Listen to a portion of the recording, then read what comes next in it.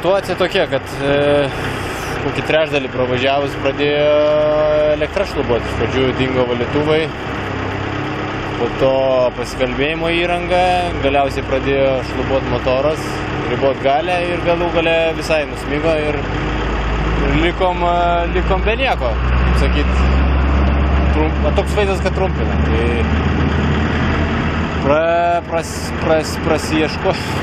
Pratupėjom tenai labai ilgai, nes viskas molių užlipdyta, pirmus 100 km turėjom ištisai purvo vonės.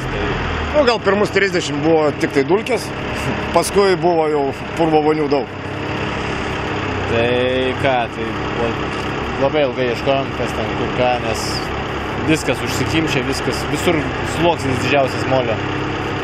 Tai paaiškėjo, kad generatorius buvo užklynės, pradėjom labai mažai krauti ir galų gale viską išjungė.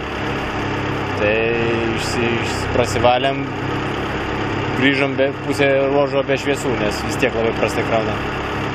Na jo, dar ir vietinių pagalba padėjo, nes akumuliatorius buvo pilnai užsikrovęs, kad ir surinkom. Vestis nesiveda, tai pradėjo ten vietiniai rinktis, tai užtraukė. Nu ką, paturėjom tokį nuotykį. Baisiausia, aišku, kad buvo žiauriai karšta. Ta prasme, vanduo baiginėjosi, reikėjo viską proplovinėti. Tai tą patį vandenį įkvojom ir atsigerdami ir lygiai taip pat plaudami atskiras detalės.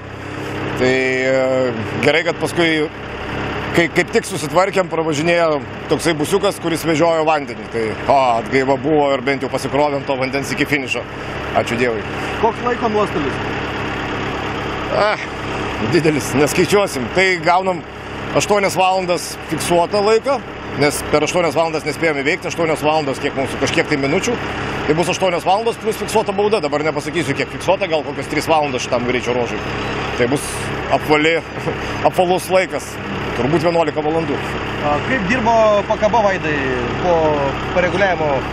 Susitvarkė šitoje vietoje, jokių priekaištų.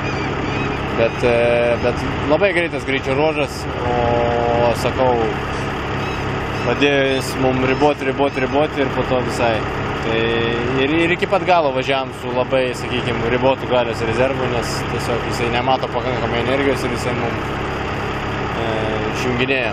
O kaip tempas buvo iki gedimo? Įvairus. Pradžia buvo tokia nebloga, labai ne tai, kad nelėkėm, bet iš karto, kas 30 sekundžių leidžia, iš karto papuolė beveik į dulkių debesį. Tai lyg ir vijomės. Tada buvo pirmosios balos, apsitaškėm, lyg ir važiuojam. Tai pirmiausia, kas dingo, tai apipurškimas langų. Tai kurį laiką dar važiavom šiaip ne taip mazodami tą stiklą, bet jau kiek numušė tempą. O paskui, kai dingo valytuvai, tai porą kartų stojomės, turėjom valyti, nes visiškai užsitinkodavo langas. Tai dar kurį laiką važiavom, kad aš nieko nemačiau, Vaidas nors truputį matė, bet vienoje vietoje, kai jau baigėsi didieji pliurzinai, lyg ir taip apsiplovėm, atrodo jau viskas tvarkoj, pagavom tempą, bėda su generatoriu. Tai 130 km buvom pravažiavę, 170 kažkelis kilometrus, kai dingo valytuvai, o 130 kažkelintam kilometrė vargom su generatoriu.